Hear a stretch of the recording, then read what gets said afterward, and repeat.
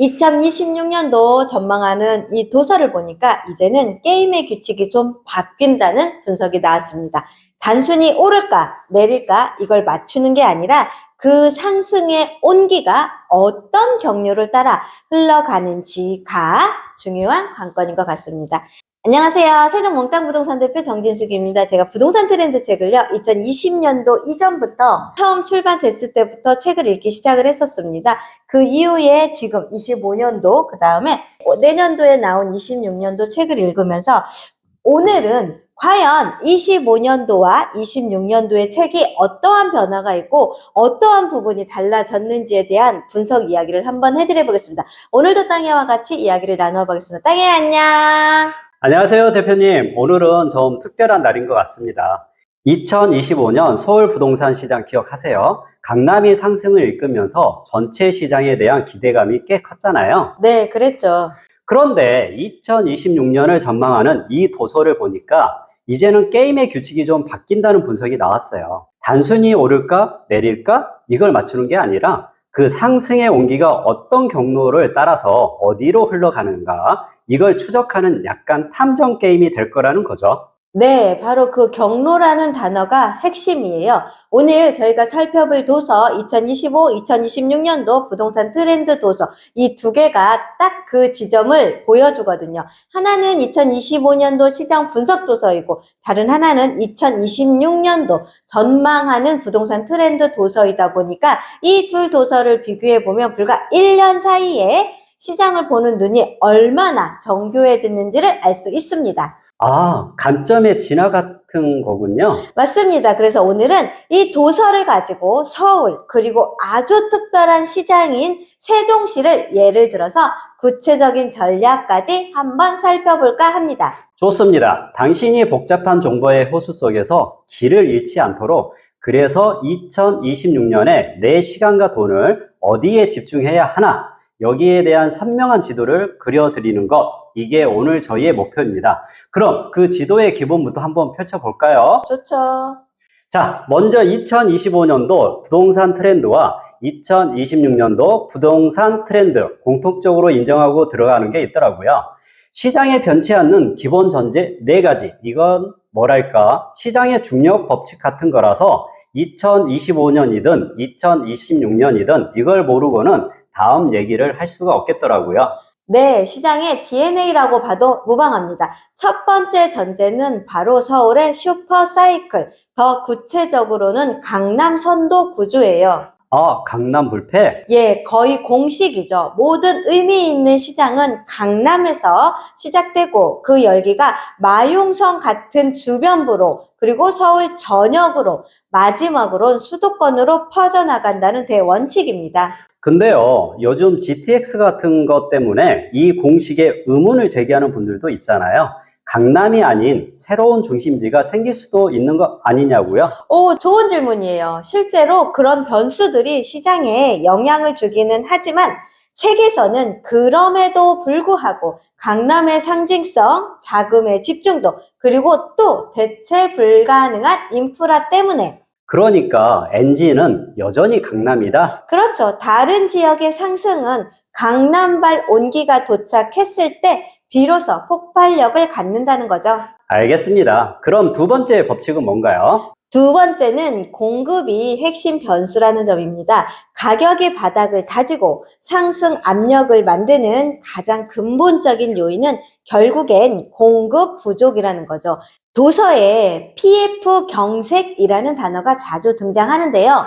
잠시만요. 그 PF 경색이라는 말 뉴스에서 많이 듣긴 했는데 솔직히 정확히 무슨 뜻인지 잘 모르겠어요. 이게 건설 현장에서 구체적으로 어떤 의미인지 좀 더 쉽게 설명해 줄 수 있을까요? 네, 물론이죠. PF가 프로젝트 파이낸싱이라는 약자인데요. 쉽게 말하면 건설사가 아파트를 지으려고 땅을 담보로 은행에 돈을 빌리는 거예요. 그런데 금리가 오르고 시장이 불안전해지니까 은행들이 이걸 앞으로 분양이 잘 될까 걱정을 하면서 돈 빌려주기를 꺼리는 거죠. 이게 바로 PF 경색이에요.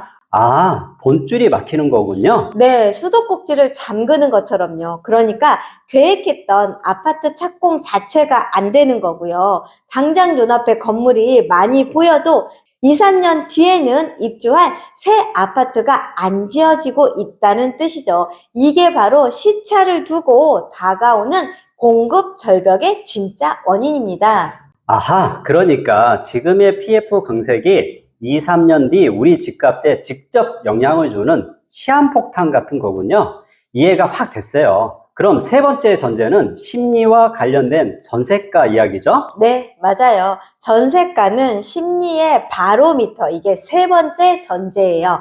전세 가격이 계속 오르면 세입자 입장에선 이렇게 매년 몇 천만 원씩 올려주다니 이럴 바에는 그냥 대출을 받아서 집을 사고 말지 이런 생각을 하게 되잖아요. 하죠. 무조건 하죠. 이런 실소유자들이 매매 시장으로 넘어오는 순간 그게 바로 시장의 투자 심리가 차가운 얼음에서 미지근한 물로 바뀌는 가장 강력한 신호예요.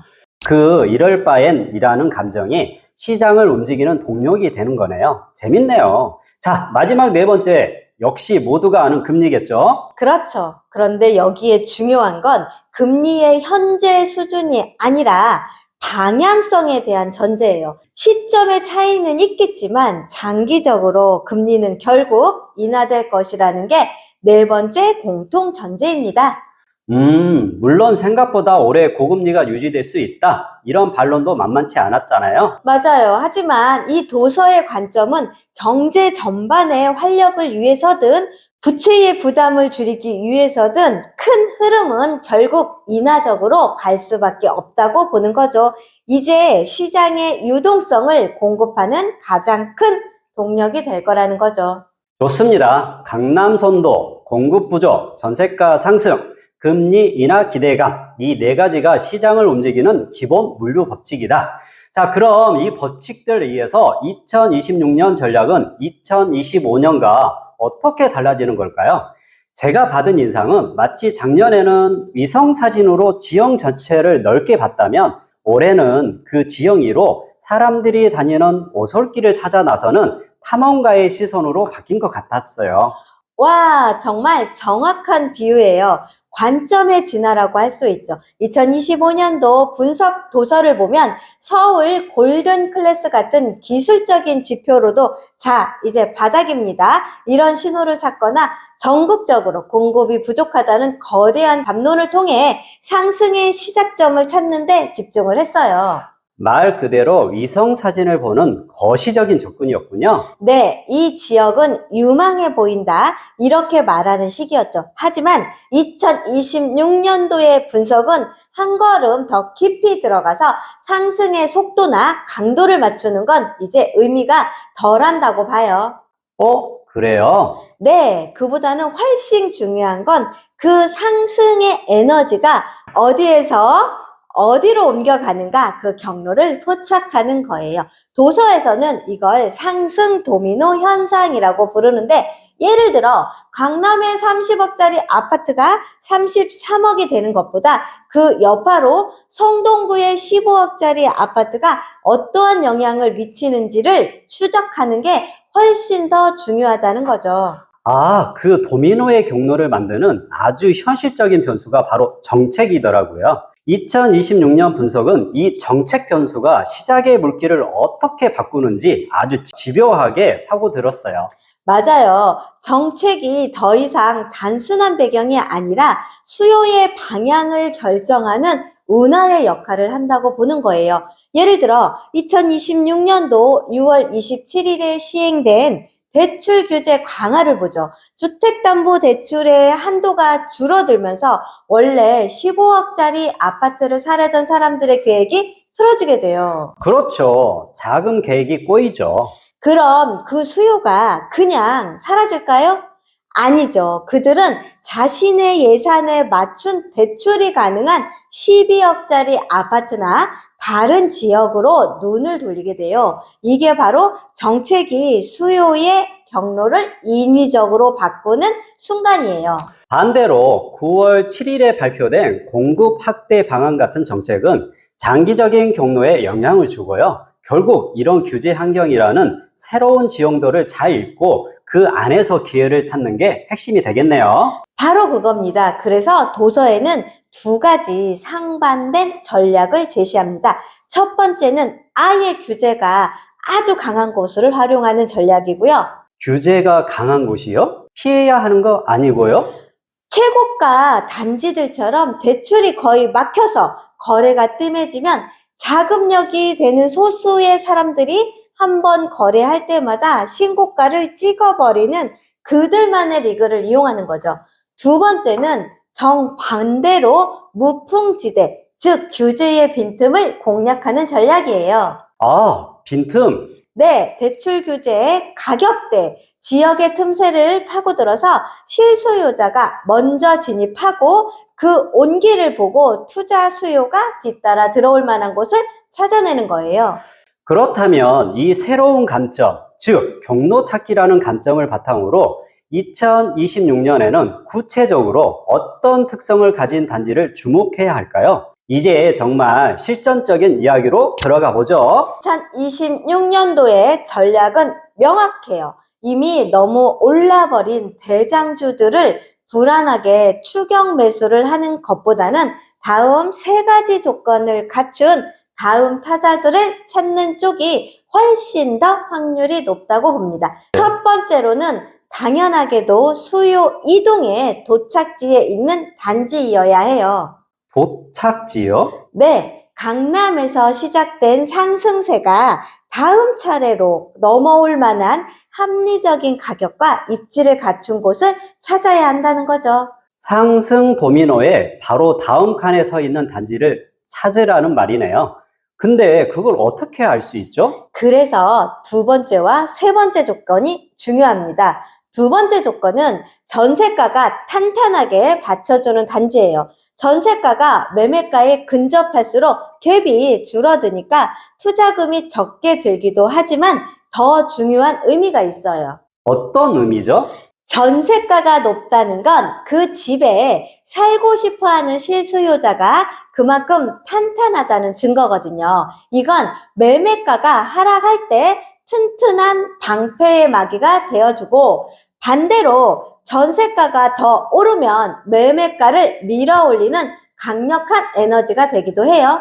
하방은 막아주고 상방은 열어주는 안전판이군요. 정확합니다. 마지막 세 번째 조건은 역시 공급이겠죠? 네, 공급이 비는 구간에 있는 단지를 주목해야 해요. 이건 그냥 공급이 적다는 막연한 이야기가 아니에요. 구체적으로 향후 1, 2년 안에 내가 관심 있는 단지 주변의 입주 물량이 얼마나 되는지 공급 캘린더를 직접 확인해야 한다는 뜻이에요. 아, 직접 데이터를 보라는 거군요. 그렇죠. 만약 주변의 입주 물량이 씨가 마른다면 그 지역 전세가가 오를 확률이 매우 높겠죠. 그럼 아까 말한 것처럼 전세가가 매매가를 밀어 올리는 현상이 나타날 수도 있는 거죠. 이 세 가지 조건을 모두 만족하는 곳이 바로 2026년도에 유망한 도착지가 될 수 있는 게 이 도서의 핵심입니다. 그런데 지금까지 이야기한 서울과 수도권의 공식이 전혀 통하지 않는 아주 독특한 시장이 있잖아요. 바로 세종시인데요. 보서를 보니 여기서는 정책 기대감이라는 변수 하나가 다른 모든 것을 압도할 정도로 강력하게 작용하더라고요. 정확해요. 세종시는 정말 특별한 부동산 시장입니다. 금리나 공급 같은 일반 변수도 물론 중요하지만 행정수도 이전이나 국회, 완전 이전 같은 정치적인 이슈가 터질 때마다 거래량과 가격이 마치 용수철처럼 튀어오르는 패턴을 보여요. 와, 여기서는 대통령 집무실 이전 같은 뉴스나 곧 수요를 자극하는 가장 강력한 시그널이 되는 거죠. 듣기만 해도 굉장히 위험해 보이는데요. 그런 이슈는 언제든 다시 잠잠해질 수 있는 거고, 그렇게 되면 시장이 급격하게 식어버릴 수도 있다는 뜻이니까요. 단순히 뉴스 헤드라인만 쫓는 이슈 추격은 정말 위험한 투자겠네요. 그렇게 생각할 수도 있죠. 땅야가 지금 느낀 그 불안감이 바로 세종시 투자의 핵심 리스크예요. 그래서 제가 생각하는 세종시 부동산 투자에 대해 전혀 다른 접근법인 바로 선 확인 후 진입 전략을 강조하고 있어요. 선 확인 후 진입? 네, 뉴스에 흥분해서 바로 달려들지 말라는 거고요. 첫 번째, 정책 기대감이 있더라도 실제로 그 지역의 향후 입주 물량, 즉 공급 캘린더가 정말로 비어 있는지, 그리고 전세가의 흐름이 실제로 상승하고 있는지를 숫자로 먼저 확인해야 해요. 세종시는 특히 전세 시장이 먼저 움직이면서 전체 시장을 분위기를 만드는 경향이 강하거든요. 그러니까 정치적인 기대감이라는 안개를 걷어내고 공급과 전세라는 땅에 발을 딛고 현실을 보라는 거군요. 그리고 두 번째 원칙이 어쩌면 훨씬 더 중요해요. 바로 황급성이 1등 원칙. 황금성이요? 네, 언제든 이슈가 사라지고 시장이 얼어붙을 가능성에 대비하여 내가 원할 때 가장 먼저 가장 제 값을 팔 수 있는 물건을 골라야 한다는 거죠. 아, 탈출 전략을 최우선으로 생각하라. 그렇죠. 예를 들면 누구나 아는 대단지이거나 학군 수요가 탄탄해서 꾸준히 찾는 사람이 있는 곳, 생활 인프라가 이미 완성된 중심 생활권, 그리고 세종시의 핵심 교통수단인 BRT 접근성이 좋은 곳 등이 여기에 해당돼요. 자, 그럼 오늘 이야기를 한번 정리해 보죠. 2026년 부동산 시장을 보는 핵심 관점은 강남이라는 출발점만 쳐다보는 게 아니라 거기서 시작된 상승의 물결이 어떤 경로를 따라 어디로 흘러가는지 그 길을 따라가는 것이군요. 맞습니다. 서울에서는 이 상승 도미노의 다음 칸을 찾는 것이 중요하고요. 네, 그리고 세종시처럼 특수한 시장에서의 정책이라는 거대한 파도를 항상 염두에 두되 그 파도에 휩쓸리지 않도록 공급과 전세라는 구체적인 숫자로 현실을 확인해야 하고요.